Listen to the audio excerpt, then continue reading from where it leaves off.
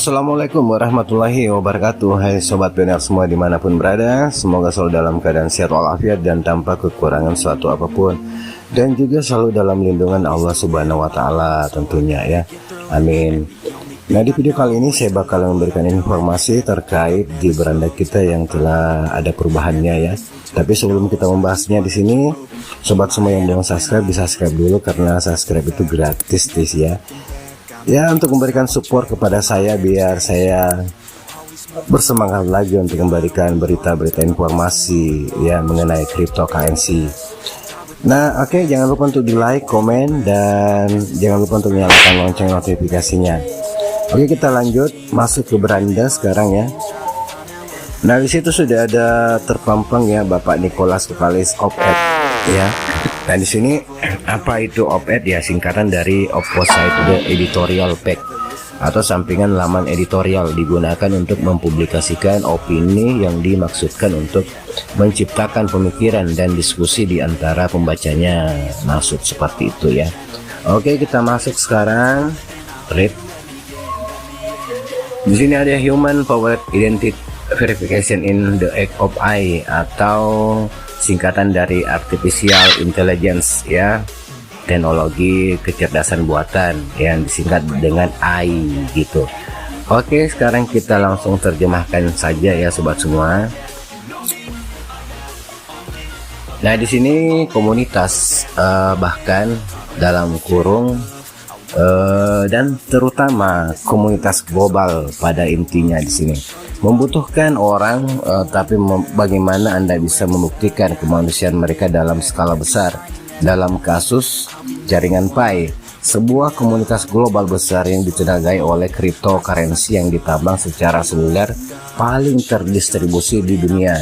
Rahasianya adalah menyeimbangkan intrik teknologi tinggi dengan orang-orang.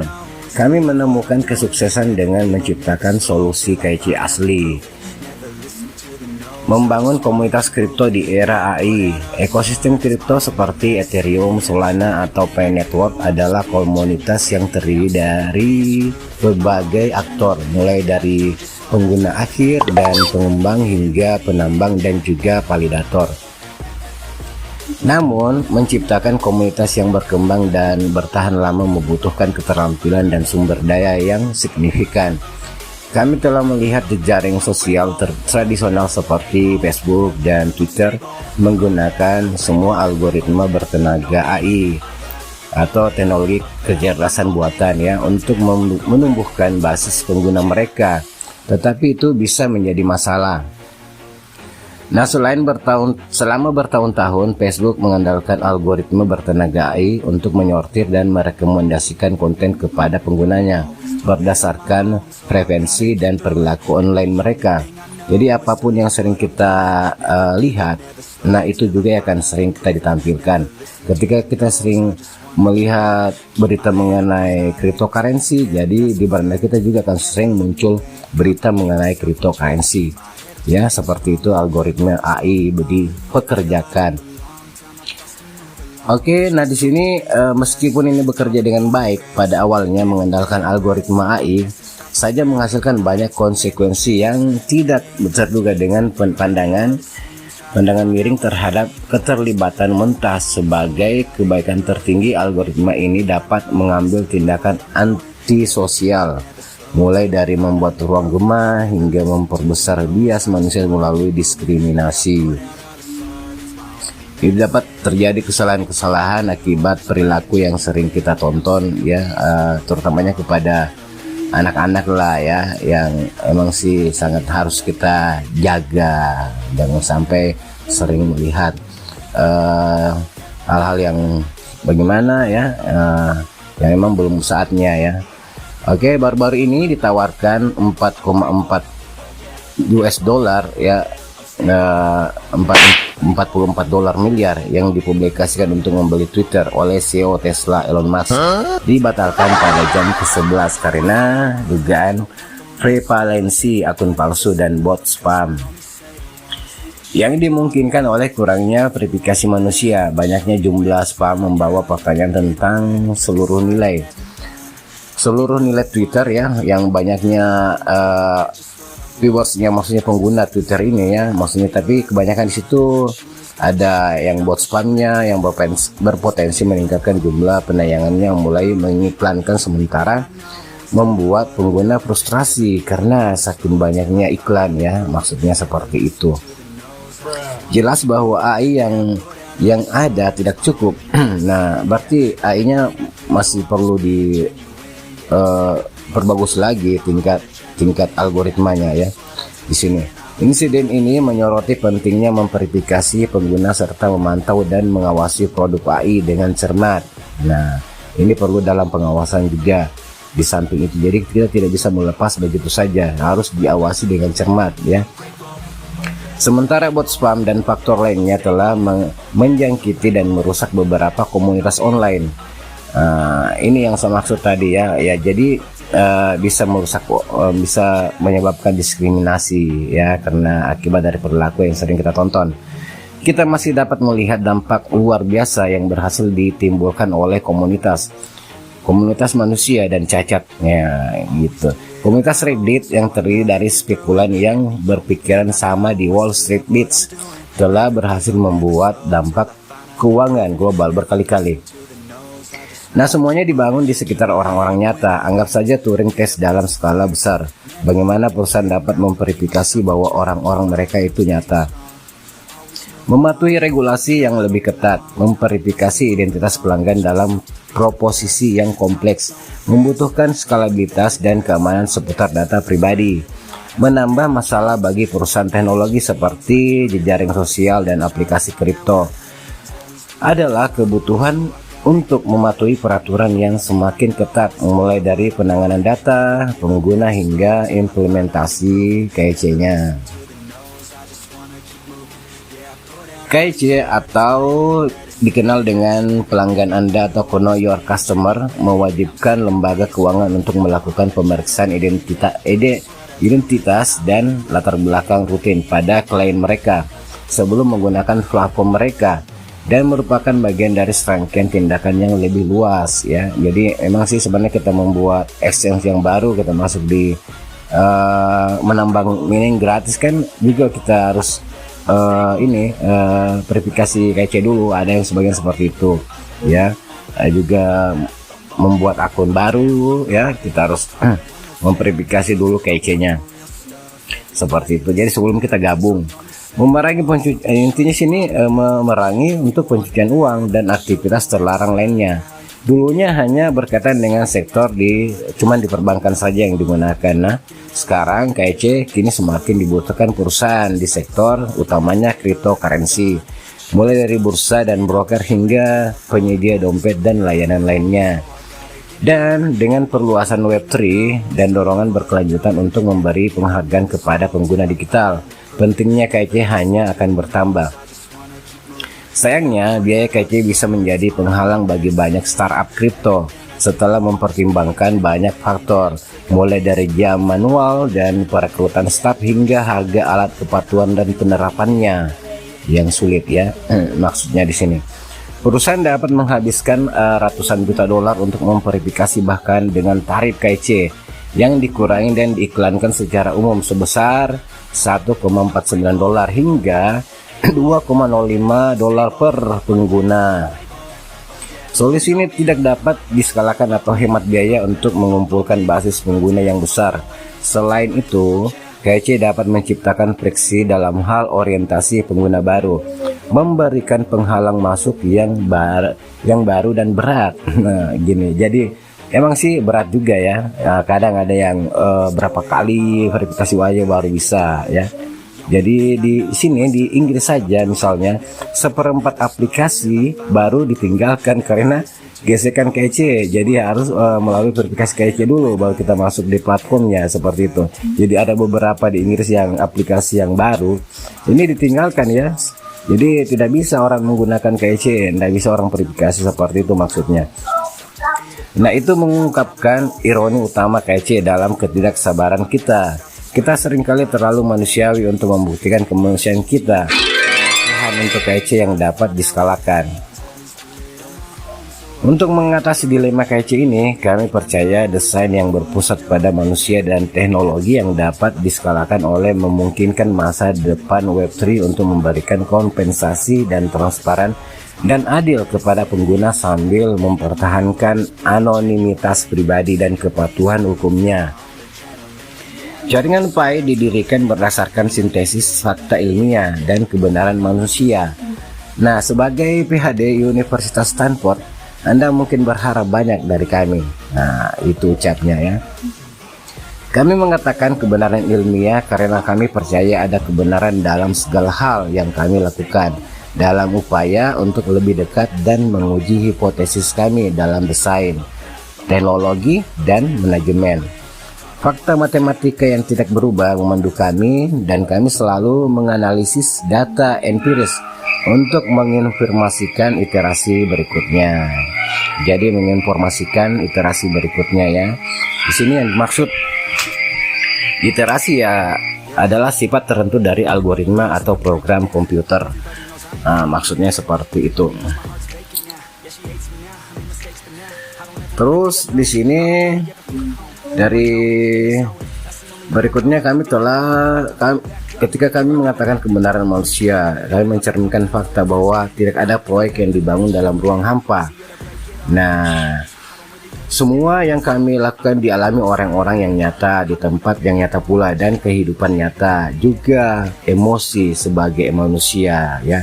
Jadi emang di sini tidak ada faktor unsur-unsur bot ya, emang manusia nyata dan pengalaman yang dapat memengaruhi persepsi mereka. Nah, beberapa kebenaran manusia bersifat mendasar, lainnya dapat ditempa. Kami juga mempertimbangkan kebenaran manusia dan kebutuhan komunitas di setiap iterasinya. Mempertahankan keseimbangan antara kebenaran itu mendorong kami maju selangkah demi selangkah seiring kemajuan proyek kami. Misalnya, desentralisasi adalah salah satu properti terkemuka dari jaringan kripto dan komponen penting dari TCP. Tetapi kami tidak ingin hanya mendesentralisasi demi desentralisasi, sebaliknya ya. Kami telah mengadopsi desentralisasi progresif berdasarkan tahapan industri, kesiapan dan kesadaran audiens arus utama. Nah, pengembangan utilitas teknologi blockchain dan fase proyek kami untuk semoga pada akhirnya mencapai desentralisasi yang bermakna dan berkelanjutan ya. Di Pi, kami telah menerapkan metode berulang untuk semua aspek proyek, mulai dari strategi tingkat jaringan, ya, terus hingga menguji fitur produk kecil di aplikasi seluler kami, hingga mengembangkan model token hingga proses alur kerjanya. Perbedaan itu memisahkan kami dari beberapa model set in stone yang mengandalkan hipotesis white paper. Mereka sebelum orang-orang mereka, sebagai gantinya, kami menerapkan umpan balik dan iterasi kami untuk mengonfirmasikan dan meningkatkan modal token dan struktur jaringan. Semuanya untuk memenuhi kebutuhan orang yang kami layani dengan lebih baik. Nah, di sini solusi di KC ya bersumber dari komunitas Pi Network. Jadi KC itu emang sih juga ada di tangan para pioner, karena di samping itu kita membantu untuk memvalidasi teman-teman yang lain, pioner-pioner yang lain. Jadi di situ kita ada, kalau kita ditunjuk sebagai validator ya, kita diberikan 10 untuk divalidator ya, divalidasi. Jadi setelah itu bisa kita untuk meminta ya, menambah lagi untuk memvalidasi teman-teman yang lain lagi biar cepat ya, maksudnya seperti itu. Jadi makanya di sini solusi KC bersumber dari komunitas Pi Network. Nah, jadi ya itu ya intinya. Pi Network merancang solusi KC aslinya. Pi KC sebagai tanggapan atas kurangnya skalabilitas atau aksesibilitas keuangan dan jangkauan global dari solusi pasar pihak ketiga lainnya. Menggabungkan kebenaran ilmiah dan manusia ya. PKC menggabungkan otomatisasi mesin AI dengan memverifikasi manusia. Hyperlocal atau crowdsource untuk mencapai KC yang akurat dan efisien untuk lebih dari 35 juta anggota global yang sudah menggunakan platform selulernya. Otomatisasi mesin bertanggung jawab atas pemrosesan gambar, ekstraksi teks, deteksi ID palsu, pemeriksaan liveness, dan perbandingan gambar. Verifikasi manusia sementara itu diproses oleh individu yang telah disetujui sebelumnya, yang memeriksa data yang telah disunting dari aplikasi KIC anggota lain. Nah, jadi yang seperti tadi yang saya maksud ya, yang kita validasi yang disunting oleh para pioner sendiri. Jadi kita membantu untuk mempercepat proses KIC-nya. Jadi seperti itu maksudnya, sehingga mencegah individu membuat akun palsu yang itu digarisbawahi. Untuk mengatasi masalah KIC yang dapat diskalakan, PAI sekarang menawarkan tenaga kerja validasi manusia yang kuat dan mandiri di lebih dari 200 negara di seluruh dunia. Area yang mewakili sekitar 92,6% populasi global, bayangin. Jadi semakin diperbanyak lagi untuk memvalidasi teman-teman yang lain. Nah, jaringan terus berkembang dengan lebih dari 125.000 validator terpercaya. Bayangin. Jadi ada pioner-pioner yang memang ditunjuk untuk dipercaya melakukan validator ya, yang memvalidasi aplikasi KIC secara global. Upayanya dihargai di PAI. Ini sangat dihargai di Picor Team ya. Jadi kita sama-sama bekerja lah. Jadi akan diberikan di situ, kita akan diberikan bonus ya, tidak gratisan ya, akan ada bonus PAI-nya. Di samping kita membantu memvalidasi. Nah, selain mencegah akun spam dan mencegah aktor jahat, PAI KIC membantu jaringan untuk mematuhi peraturan hukum sambil mengembangkan komunitasnya yang berkembang tanpa hambatan di era AI maksudnya. Di Pinector telah membangun solusi KIC terukur, terdesentralisasi yang menggabungkan otomatisasi mesin dengan verifikasi manusia, crowdsource, untuk solusi yang efisien dan responsif. Memanfaatkan yang terbaik dari kedua dunia, PAI KIC memungkinkan jaringan untuk membangun komunitas kripto yang patuh secara hukum, yang dioptimalkan untuk akurasi, privasi, dan aksesibilitas global. Dan yang terbaik itu benar-benar manusia pada intinya ya. Jadi betul-betul yang terpilih lah ya. Sebenarnya sulit bagi pengusaha manapun untuk mengetahui apakah atau kapan proyek mereka akan berhasil. Maksudnya ya begitu.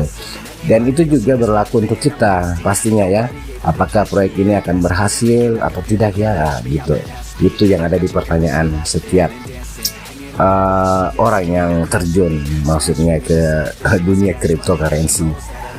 Apa yang kami ketahui adalah bahwa PAI memiliki visi besar untuk jaringan dan ekosistemnya yang dapat diakses dan inklusif, yang dibangun di atas blockchain, didorong oleh cryptocurrency yang terdistribusi tentunya secara adil. Nah, melalui kekuatan komunitas, kami semakin dekat setiap harinya untuk mewujudkan visi tersebut. Jadi semakin dekat dan semakin dekat, akhirnya kita bisa ke bulan ya gitu guys. Seorang teknologi seumur hidup, inilah adalah julukannya, seorang teknologi seumur hidup. Dr. Nicholas Kokalis adalah pendiri dan kepala teknologi di jaringan PAI atau monster dari blockchain. Maksudnya seperti itu ya, saya kutip aja.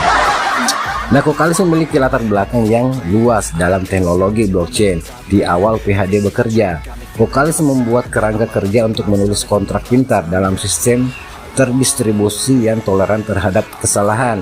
Sebelum blockchain dan Ethereum diperkenalkan, sebagai bagian dari pasca doktoralnya, dia memperkenalkan dan mengajar CS359B, aplikasi terdesentralisasi pada kelas blockchain di Departemen Ilmu Komputer Stanford. Kokalis dapat berbicara tentang potensi.